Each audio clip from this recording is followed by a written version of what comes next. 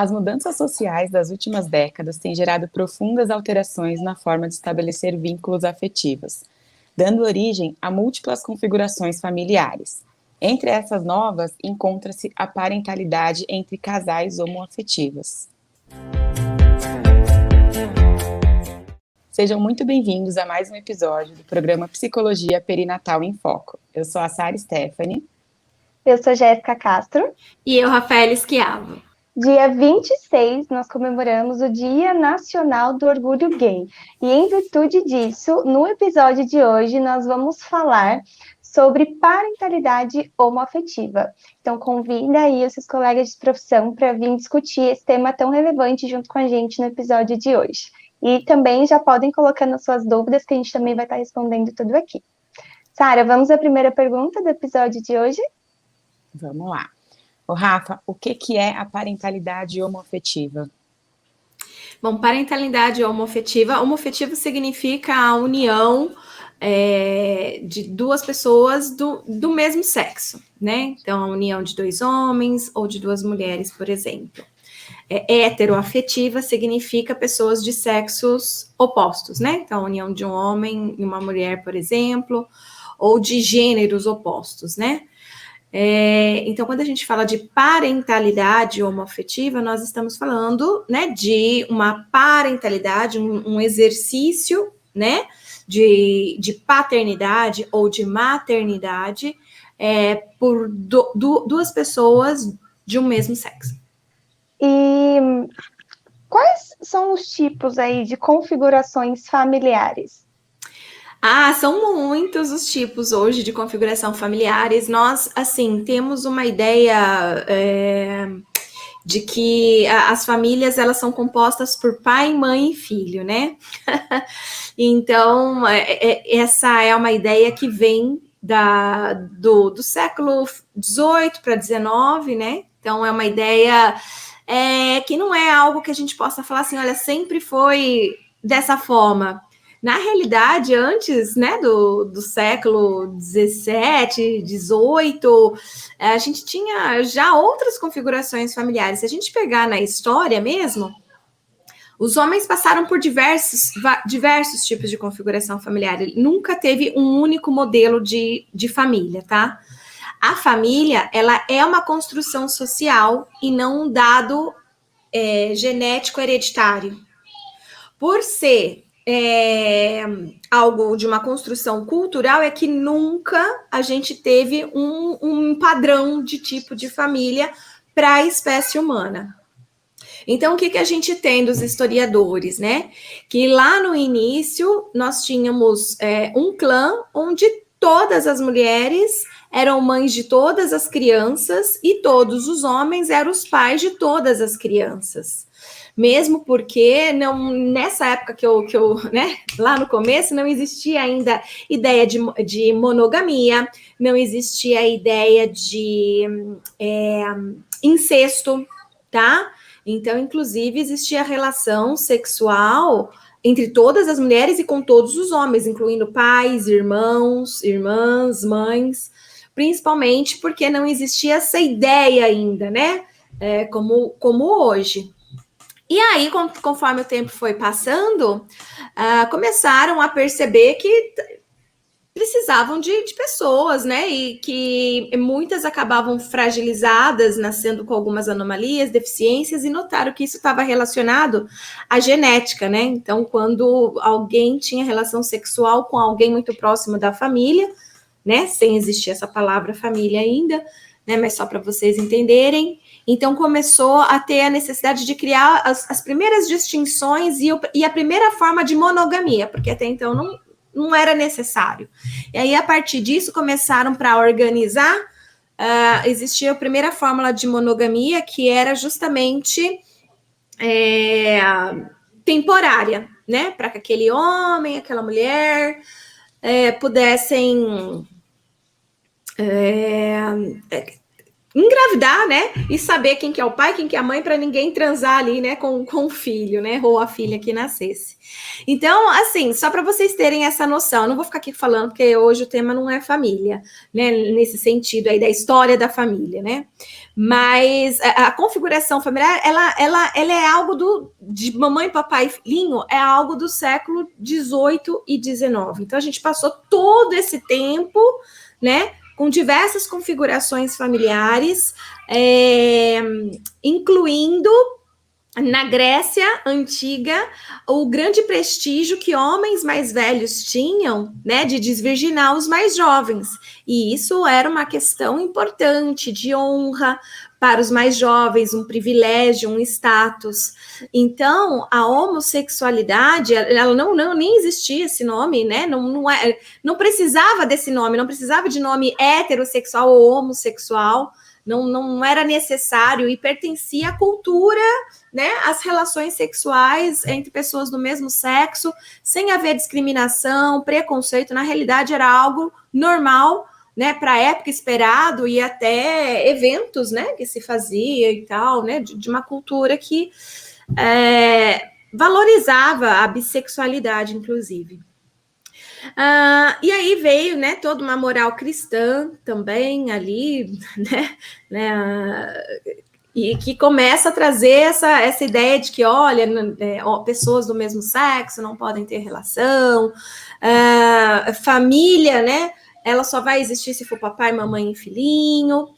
E como eu estava dizendo aqui no começo, né, a família é uma construção social e, portanto, não é algo que é da natureza. Portanto, a gente sempre vai encontrar várias configurações familiares diferentes. Então, o que durou final, né, meio do século XVIII até início do século XIX, né, não, final do século XIX, início do século XX, desculpa, nós temos aí, então, uma mudança que foi bem interessante quando a mulher ela passa a ocupar o mercado de trabalho, ela passa a poder pedir separação, ela passa a poder ir para a faculdade, estudar uma série de coisas. E isso permite, inclusive, que novas configurações familiares começassem a surgir. Então, quais são os tipos que nós temos hoje? Vários, não vou conseguir listar todos, mas os mais comuns. A família monoparental. O que é família monoparental? É só a mãe ou o pai, né, que cuida da criança. Então, lá tem uma criança, essa criança ou ela tem uma mãe ou ela tem um pai que vai ser o cuidador primário dela, que vai ser o que vai mais cuidar, tá? Então, a gente tem, na sua grande maioria no Brasil, de famílias monoparentais, de mães com seus filhos, tá? Mas existem famílias monoparental, em que é só o pai e os filhos? Sim, existe, tá? Mas é muito mais comum e frequente a mãe e os seus filhos. Isso é monoparental, tá bom? Nós temos também famílias que a gente vai chamar de heteronormativas, né? Que é um homem casado com uma mulher casada com um homem e com filhos, tá? Nós temos famílias reconstituídas, que são, por exemplo, um casal, né? Se separou, só que nessa relação eles tiveram filhos. E aí, quando eles se separam, eles encontram novos parceiros. E aí, esse novo parceiro pode ou não também ter filhos, tá? Então, são famílias reconstituídas. Então, eu sou casada com um rapaz, e esse rapaz já tem filhos, e eu também já tenho filhos, e une o dele, une o meu. Percebe? Então, a gente tem também as famílias reconstituídas. Nós temos as famílias homoparentais, né, constituídas de 2 homens ou 2 mulheres, por exemplo, e também temos os casais sem filiação, tá, que também tem que ser considerado família, porque tem muita gente que não considera família o casal que não tem filhos, tá, é família também o casal que não tem filhos. A gente hoje considera como família, né, pessoas com laços afetivos. Então, se a gente for pôr na ponta do lápis, né, uma pessoa e um cachorro pode ser uma família, tá? Eles têm laços afetivos. amigos que moram juntos numa república, friends, né? Tem laço afetivo, moram juntos, né? Pode ser considerado uma família. Então, assim, vão existir as famílias poligâmicas, né? Poliafetivas, né? Que é constituída de 3 pessoas, por exemplo. Então, se a gente olhar, né, para outras culturas, isso é bem comum. A gente tem culturas indígenas, a gente tem o próprio Oriente, né, que tem uma cultura de não monogamia, mas poligamia, tudo bem que em alguns é só para o homem, nada para a mulher, mas a gente tem tribos indígenas que a mulher, ela pode ser poligâmica sem problema nenhum. Então, assim, não é um dado genético hereditário do ser humano, né, a construção de uma família, papai, mamãe e filhinho. Por isso que a gente sempre vai ter mudanças nas configurações familiares, por isso que a gente não tem um único modelo, a gente tem vários modelos. Certo. O Rafa, e as crianças, elas precisam de ter uma figura de um pai e de uma mãe? Então, as crianças, elas precisam ter contato com os 2 gêneros, feminino e masculino, mas ela não precisa ter contato com um pai e uma mãe. Além de que a gente tem assim, uma porcentagem muito alta no Brasil de famílias monoparentais, né? De crianças que nunca viram pai na vida, né? Então, a maioria, essa monoparental acaba sendo para a mãe. Então, quer dizer, essas crianças não têm a figura do pai, né? E nem por isso são crianças, né, que vão apresentar distúrbios e problemas comportamentais e etc. Então, essa é uma crença errada que as pessoas têm a respeito, né, de que a criança precisa de uma figura materna e uma paterna, de uma mãe e de um pai. Na realidade, crianças precisam de figuras, né? Elas precisam conhecer os gêneros, elas precisam internalizar isso. Conhecer os papéis de gênero também é importante para as crianças.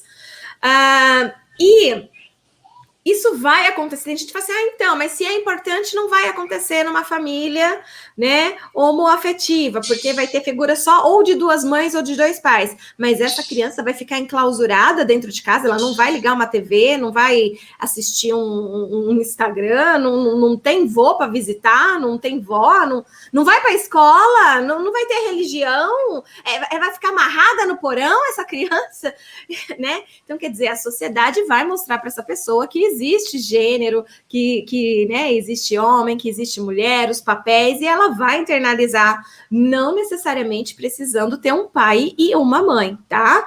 Repito, até mesmo porque a gente tem um número muito alto de famílias monoparentais no nosso país e que isso, né, não traz algum tipo de distúrbio do comportamento, alguma coisa assim para as crianças, tá?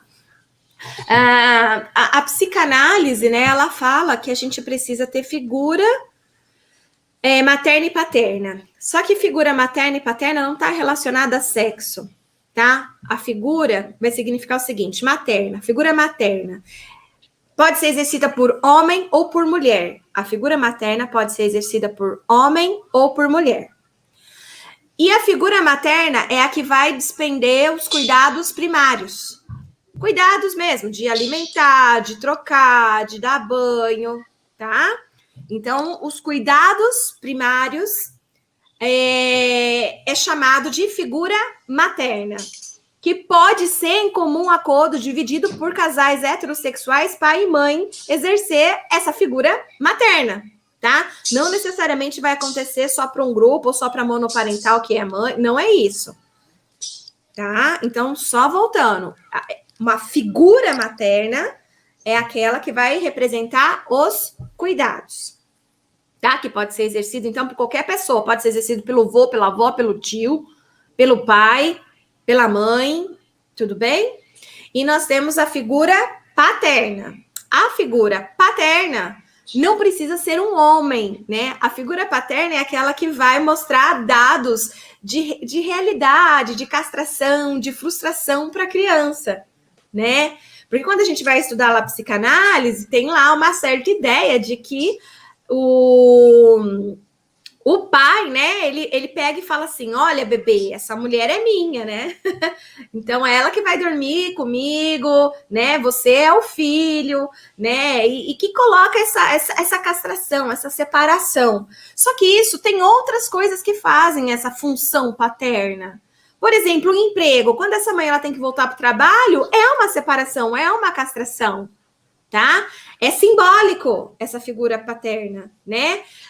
Pode ser uma avó, pode ser um vô que chega ali e fala, olha, vocês estão muito, muito unidos, muito juntos, cada um é uma pessoa, vamos lá, né? Você tem sua vida, o bebê tem que desenvolver a autonomia dele, né? Alguém tem que fazer esse papel.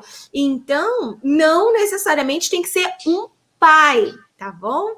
Então, as crianças, elas não precisam de um pai e uma mãe, tá? Eles precisam de uma sociedade, de uma cultura, de pessoas que os eduquem, né? De acordo com as normas e valores familiares, sociais, né? Para convívio social, para que possa se tornar uma boa cidadão. Então, não, a resposta é que não, as crianças não precisam de pai e mãe, tá? Nesse sentido. Rafa, para reforçar um pouquinho mais a sua fala, as famílias homoparentais, então, elas são disfuncionais? Ou elas têm uma maior probabilidade de ser disfuncional? E o que configura uma família disfuncional? Certo. Olha, não tem nada de disfuncional numa família homoparental. Existe uma crença, né? Baseada em preconceitos, em discriminação, tá? E que assim, a sociedade coloca, né? A mãe solteira, né? Mãe não é um estado civil, né? Como diz lá o Papa, né? Mas as pessoas insistem em usar esse termo, mãe solteira, agora sobre a família homoparental, entre outras situações aí de preconceito mesmo e discriminação das pessoas. Nenhum artigo científico encontrou dados que mostrassem, olha, pais homoafetivos, ou mães, pais, assim, né, no sentido de 2 homens ou 2 mulheres, tá? A parentalidade, eu vou usar esse termo melhor. A parentalidade homoafetiva, ela não mostra nenhum tipo de risco para a saúde mental das crianças, tá? Em geral, as famílias homoparentais, elas vão adotar, tá? E pode existir outras formas também da família homoparental exercer a parentalidade? Sim, por exemplo,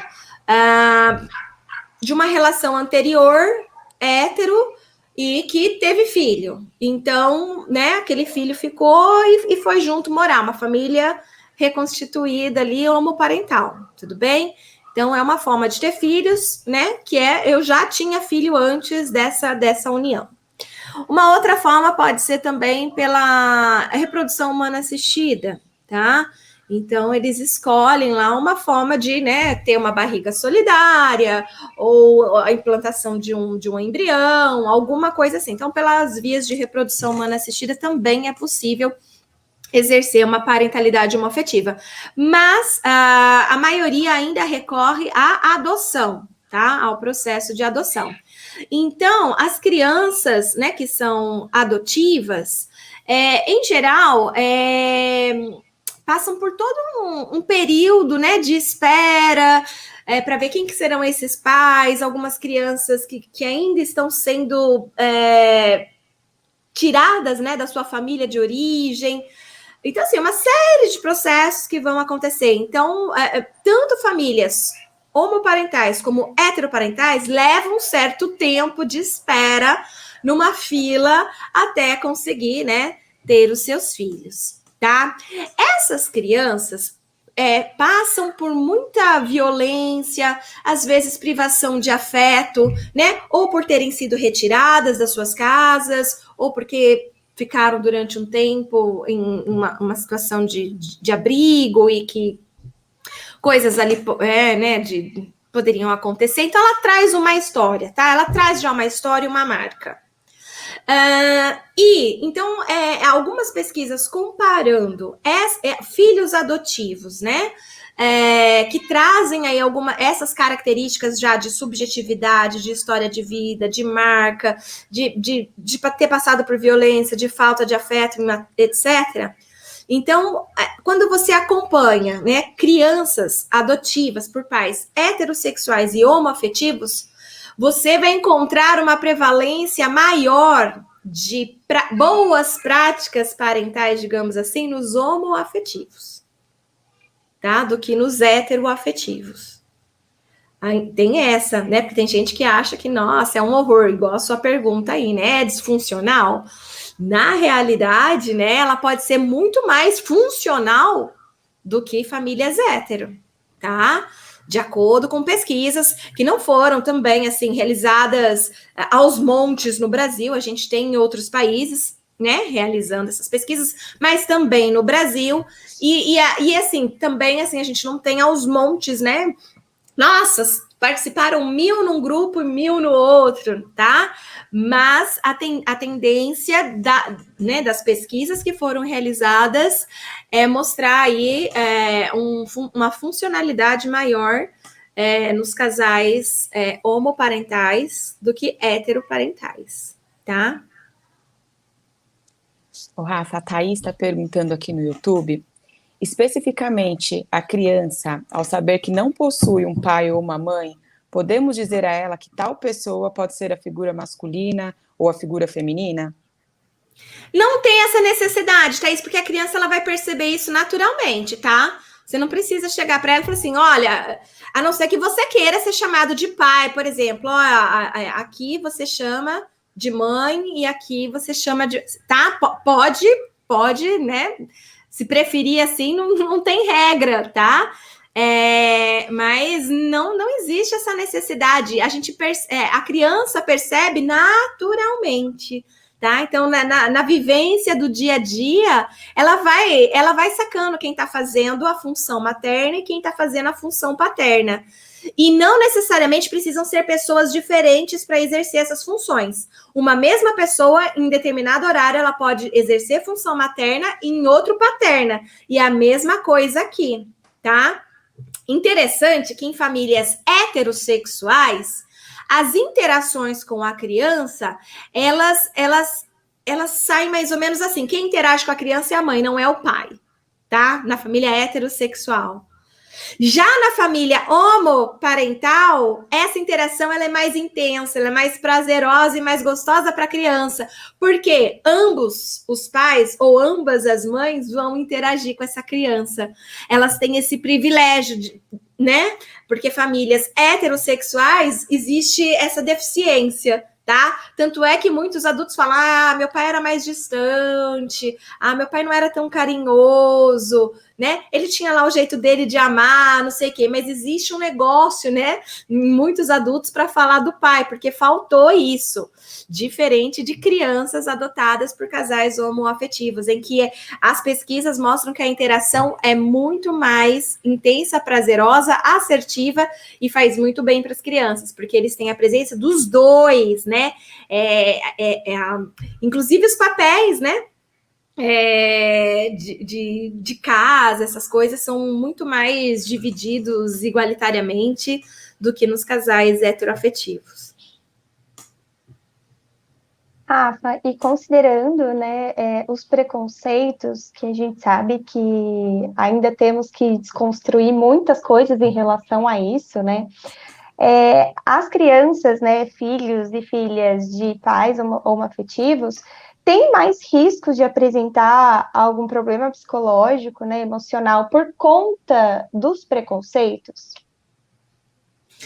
Olha, preconceito as crianças vão passar sim, tá? Mas a criança negra sofre preconceito. A criança pobre sofre preconceito. A criança sobrepeso sofre preconceito.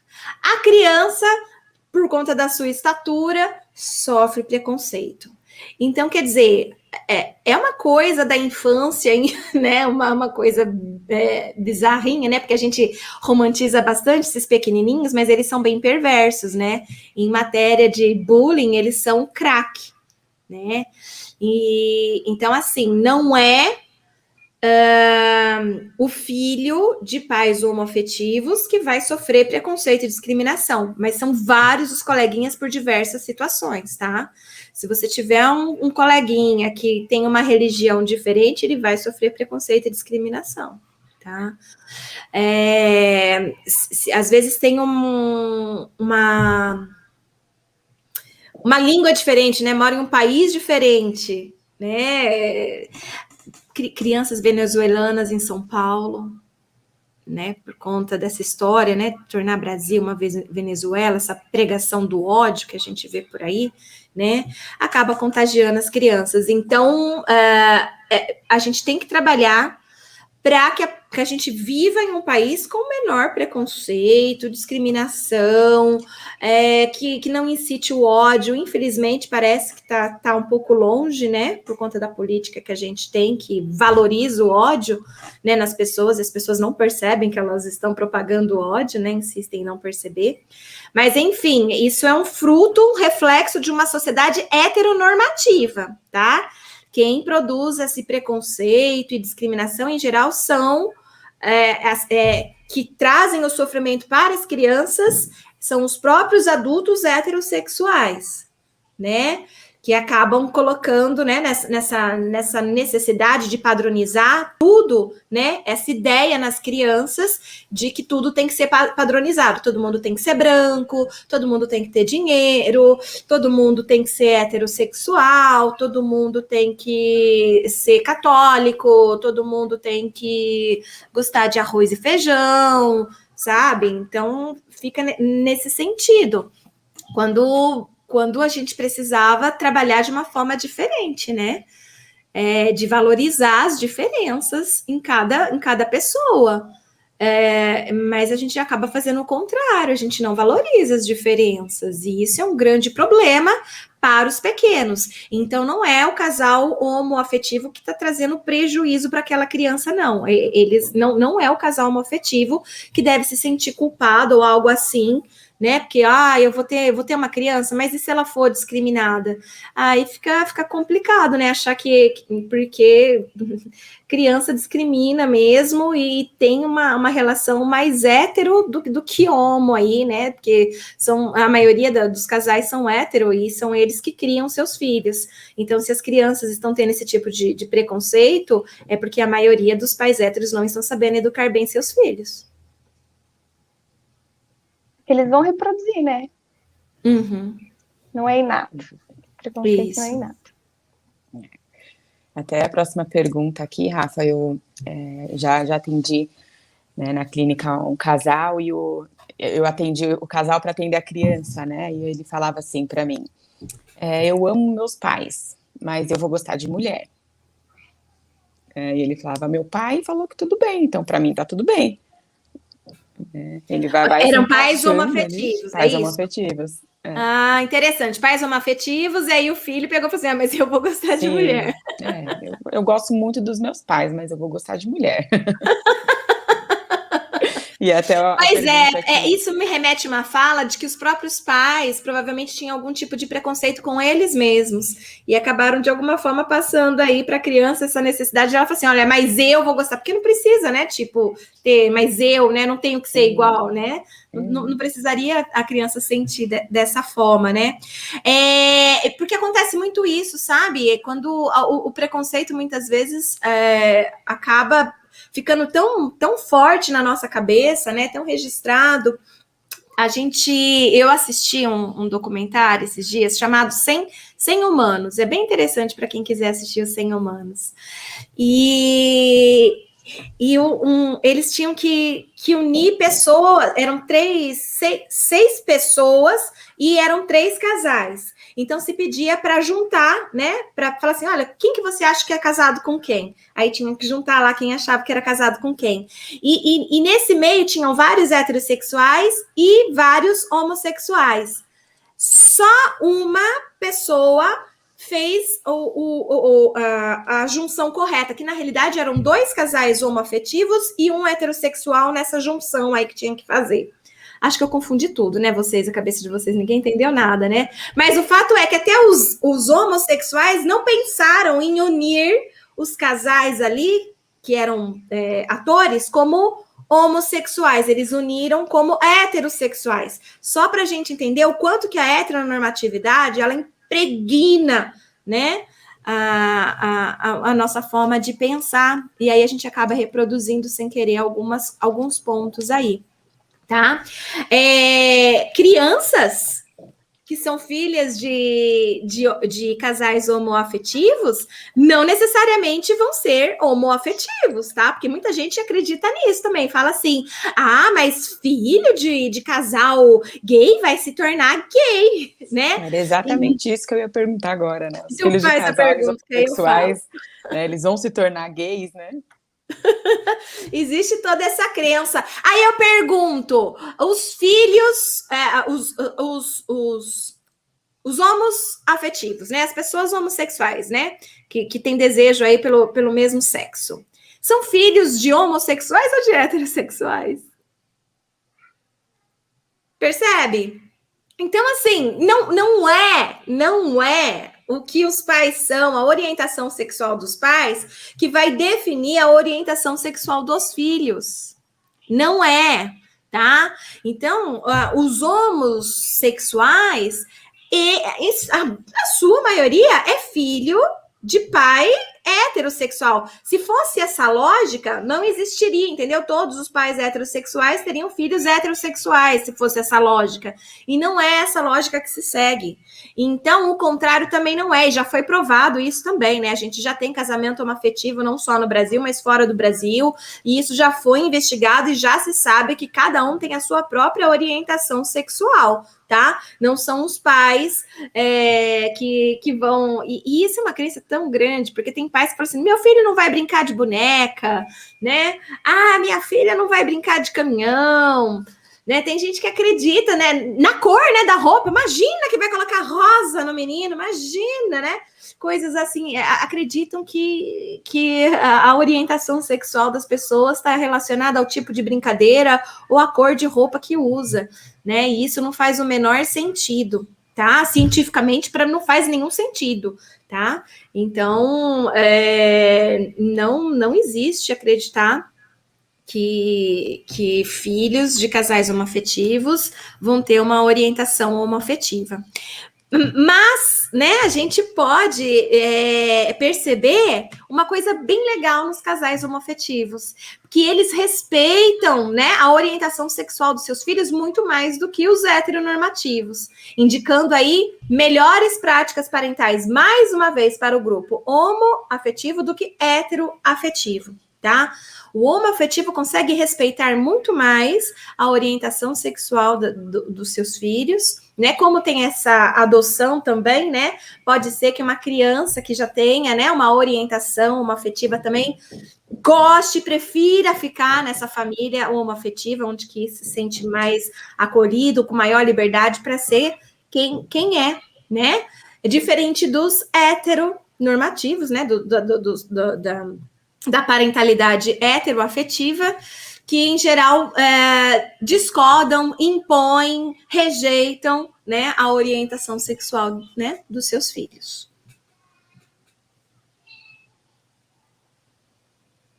Acho que travou a câmera da Jéssica. Travou? Travou. Bom, então tem uma pergunta aqui no Instagram. Qual a melhor forma de dialogar com argumentos religiosos sobre a parentalidade homoafetiva? Como é a melhor forma de dialogar com argumentos religiosos? Isso. Tá querendo que eu seja freira para falar? Não entendi. Acho que ela está querendo dizer qual a melhor forma de você argumentar dentro da religião, né? Mas aí tem várias religiões, né? Sim. Tem várias religiões. Eu não entendi muito bem a pergunta, Sara, para falar a verdade. Eu vou falar aqui alguma coisa sobre isso, tá? Mas eu vou fazer a próxima, eu vou pedir para ela reformular melhor, que ela quer falar. Tá, porque eu não entendi, não. Tá, a gente tem, infelizmente, na igreja, um número alto de pessoas, né, que julgam, né, amar a Deus, mas julgam o outro veementemente, né? Então, as próprias religiões, né, elas acabam colocando o preconceito e discriminação na sociedade, e inclusive com algumas ideias, né, de que é antiga. A gente tem do século XIX até 1970, mais ou menos, uma ideia de que a homossexualidade era uma doença mental, um transtorno mental de comportamentos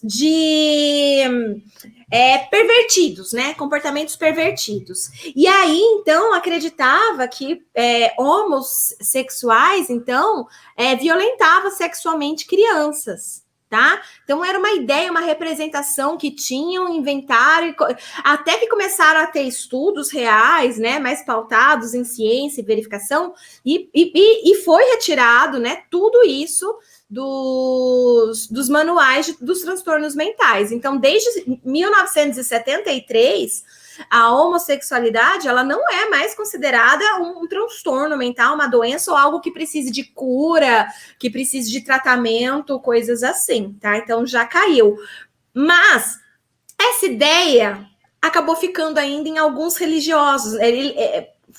Não foram estudar ciência, né? Alguns religiosos são cientistas, né? Trabalham com fé e razão e outros não.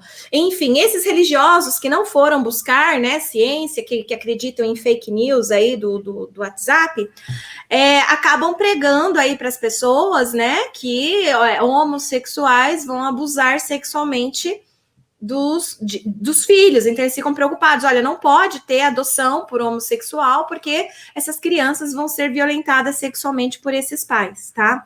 Então, por essa ideia de homossexualidade como perversão, como transtorno mental, o que não é verdade, tá? É cientificamente já comprovado há décadas que isso não existe.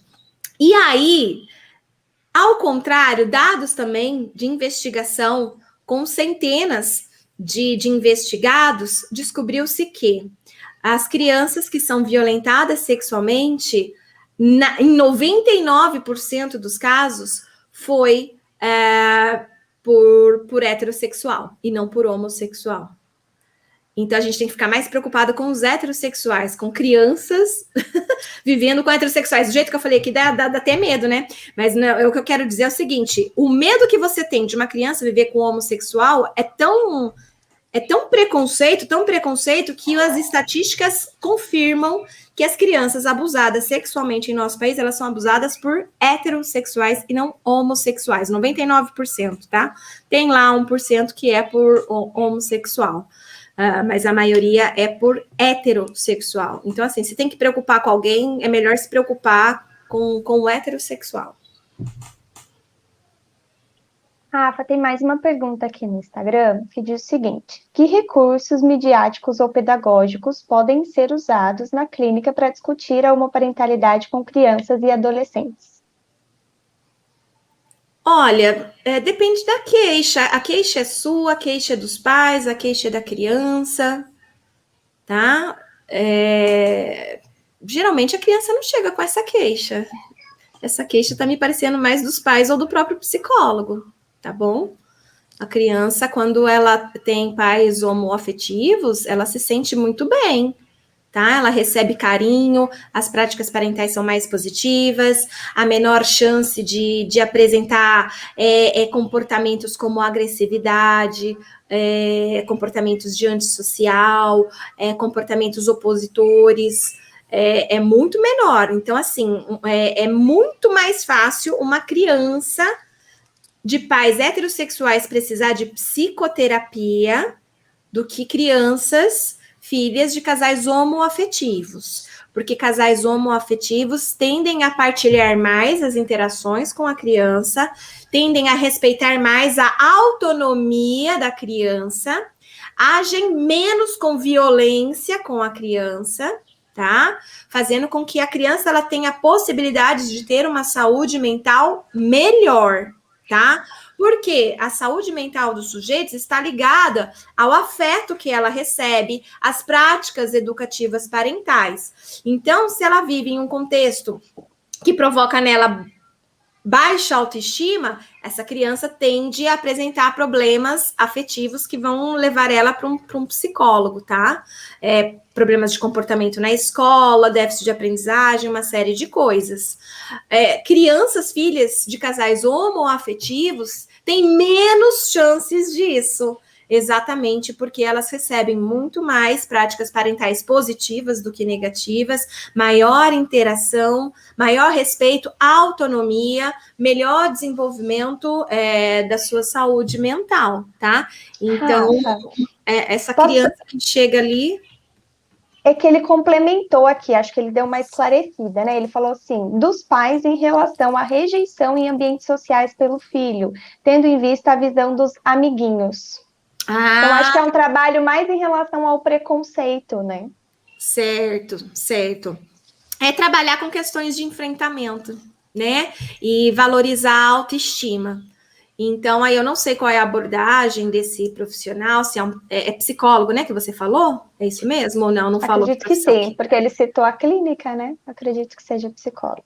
Tá, se for psicólogo, então é trabalhar com a autonomia do sujeito, então você vai ver dentro da sua abordagem, né, para que o sujeito possa ser autônomo, né, e autoestima, né, trabalhar com a autoestima também, valorizando.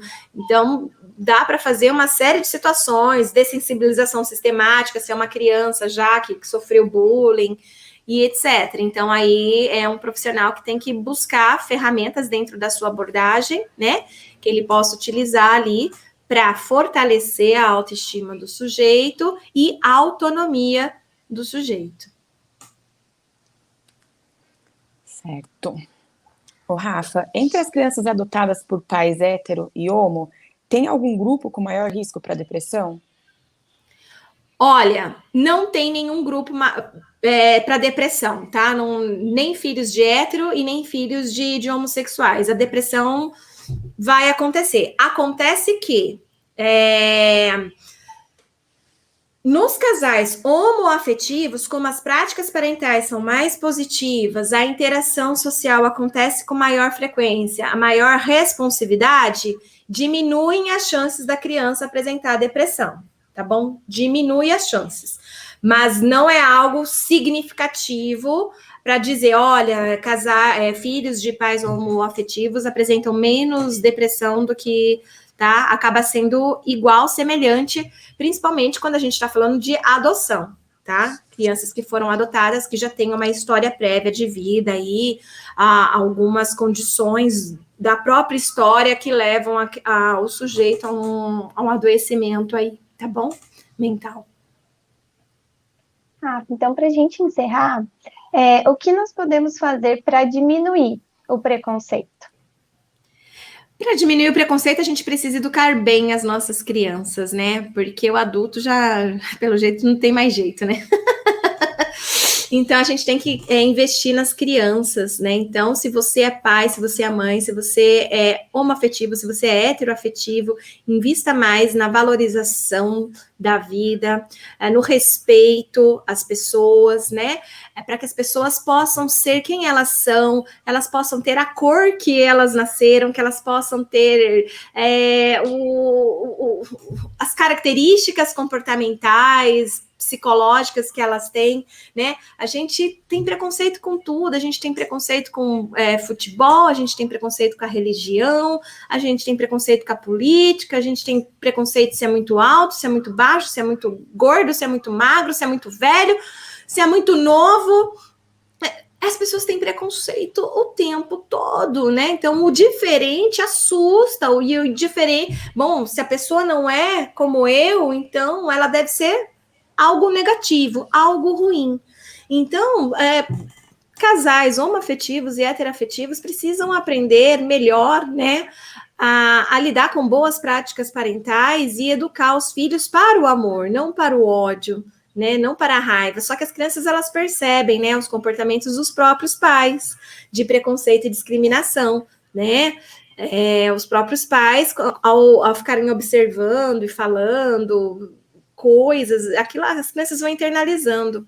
Infelizmente, a escola também, ela não é um ambiente de preconceito só das crianças com as crianças, mas os professores com as crianças também. Existe muito preconceito, infelizmente, de profissionais da educação com os próprios alunos, tá? De todos os tipos também, né? Crianças que por um acaso precisaram ficar institucionalizadas quando elas cometem algum ato infracional, né, que elas vão precisar ficar internadas durante um tempo ali como medida, né, de socioeducativa e tudo mais, os professores não querem dar aula para esses sujeitos, eles têm muito preconceito, né, não ajudam o sujeito a ir para frente. Então, assim, a gente precisa investir nessas crianças, porque o adulto, ele infelizmente, né, tá cheio de preconceitos aí, e para que a gente possa ter um mundo melhor, pessoas melhores, um mundo mais igualitário, realmente não precisa, quando fala assim de mais amor, não é todo mundo abraçando todo mundo na rua, não é isso, é só respeita o outro, né, tipo, cara, cuida da sua vida, né, se você acha que aquilo tá bom para você, faz, agora se o outro acha que tá bom para ele aquilo, deixa o outro, né. Então, é isso, é uma situação difícil, a gente sabe que não é utópica, porque existem países, né, que a maioria das pessoas, né, conseguem ter uma situação de menos preconceito e tal, né, não que 100% do país, mas a gente sabe que é possível, né, e a gente tem países de primeiro mundo aí que a discriminação e preconceito já é coisa do passado, né, desses que a gente ainda enfrenta, né, como homoafetividade, religião, raça, cor e etc, tá? Então é isso, é a gente saber educar bem os nossos filhos para um mundo melhor. Perfeito, Rafa. Eu sempre costumo dizer que eu vejo na psicologia perinatal uma grande possibilidade da gente transformar o mundo, né? Porque eu acredito que o cuidado com quem cuida é o caminho, porque a gente sempre diz que as crianças são o nosso futuro, então a gente precisa investir nelas. Só que a gente precisa, antes disso, investir num cuidado, numa assistência com quem vai oferecer esse cuidado, né? Então, assim, desde a gestação, a gente já vem cuidando, né, dessa mãe, desse bebê, né, dessa família. Então, eu acredito que esse movimento, né, vai possibilitando de passinho em passinho a construção de um mundo melhor, né? E eu também acredito muito que o autoconhecimento contribua para tudo isso, né? Porque é a partir disso, né, desse empoderamento, dessa família, né, para desconstruir algumas questões que vão ser repassadas para essa criança na criação, nas práticas parentais, né? E é a partir da relação desse bebê, porque o primeiro rede social, o mundo social que a criança vai ser inserida vai ser o quê? A família, né? Ali vai ser a base dela. E é a partir dessa relação, né, principalmente nos primórdios com a mãe, que a criança vai internalizar a visão que ela vai ter dela, a visão que ela vai ter do mundo, a forma como ela enxerga as pessoas, né? Então, acho que o preconceito vem muito disso também. Então, quanto antes a gente investe nesse cuidado, né, mais chances a gente tem de desconstruir isso a longo prazo, né? São frutos que a gente vai colher a longo prazo, né? Então, acho que esse cuidado é muito importante, né? Perfeito. E, para a gente encerrar, então, gostaria de agradecer a todo mundo que participou aqui ao vivo com a gente, agradecer também quem depois vai assistir a reprise, já que a live fica salva, né? E quero convidar vocês para participarem do nosso canal no Spotify. Nós temos um canal lá que diariamente a Rafa também coloca alguns podcasts com conteúdos relevantes, e é só vocês buscarem por Mater Online. Eu quero convidar vocês também para fazer parte do nosso canal no Telegram, que é www.materonline.com.br/telegram/, tá passando aqui embaixo. E quero convidar vocês para o nosso próximo episódio da semana que vem, que nós vamos falar sobre apoio emocional às tentantes. Então, a gente espera vocês por aqui. Muito obrigada a quem ficou com a gente até agora e até a semana que vem. Tchau, tchau.